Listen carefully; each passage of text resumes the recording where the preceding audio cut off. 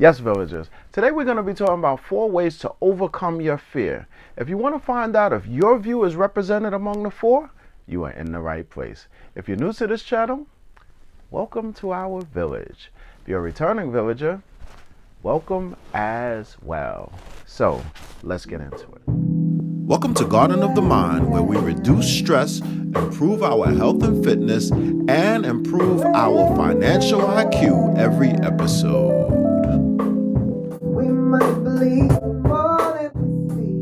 Most of the times when we have fear, it's because we're going from a known situation to an unknown situation. And way back in the caveman era, if we were going from a known situation to an unknown situation, there was fear that was there to protect us from danger and peril. Fear stops us from doing a lot of things, but if we can get over that fear, then usually we can live a freer life. So we're going to talk about 4 ways for us to overcome that fear.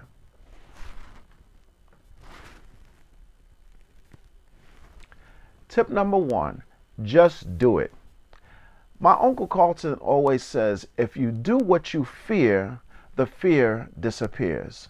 So if you just go ahead and do whatever it is that you're fearful of doing, it's because you have not had that practice, and once again, you're going from a known situation to an unknown situation. And most of the time that was protective. But we don't necessarily need that protection any longer, but it still does exist in our makeup. But we can overcome it with practice. Most of the time, fear is completely perceptive. Most of the times, there isn't an actual peril that's going to stop us or to harm us.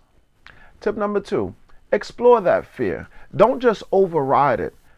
Figure out why you have that fear. Where is it coming from? Did someone tell you about a situation, or did they implant that fear in you somehow? Maybe a trusted individual, maybe your mother. Maybe somebody told you about something and they were trying to caution you against it, but it led to you being fearful of it. Is this a rational fear? Is it something that is possible and probable? If it's possible and probable, that sounds like it's a legitimate fear, and maybe we should really think twice over whether we do that or not. But most of our fears is irrational. But before you override that fear, get to the center and the source and find out where that fear is coming from. Tip number 3, advance that fear.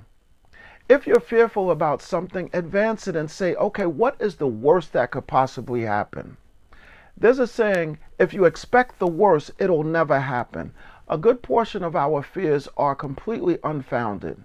They are usually based on our perceptions or other things. There are so many possibilities of things that could possibly happen, but will they? And if they do, can you live with it? If you can live with the worst case scenario, then go ahead and feel the fear and do it anyway. Tip number 4, see a therapist. If you have a paralyzing fear and you can't seem to get to the source on your own, or if you're mulling over possibilities and it's affecting the quality of your life and it's something that you can't overcome by yourself, see a therapist. A therapist can help you to get to the heart or the source of your fears and help you to get over it if you can't do it by yourself. Now, if we look in the Bible and look at what God says about fear, God says, I did not give you the spirit of fear, but of love and a sound mind. So it's important for us to understand that if we're feeling fear, that is most likely an instinct that we have, but it may no longer be necessary in terms of protecting us from danger. Think about what God says to us. If He didn't give us the spirit of fear, where is this fear coming from? And who is it serving? If you like this video, please give it the thumbs up. If you like this channel, please subscribe. If you want to know when I post, which is Wednesday, and I apologize for missing a few Wednesdays, click on that notification bell. You get that ding on your phone, and you know that a new video is waiting for you. And remember, thoughts are actions, words have power, and actions have consequences. I'll see you next week. I'll see you then.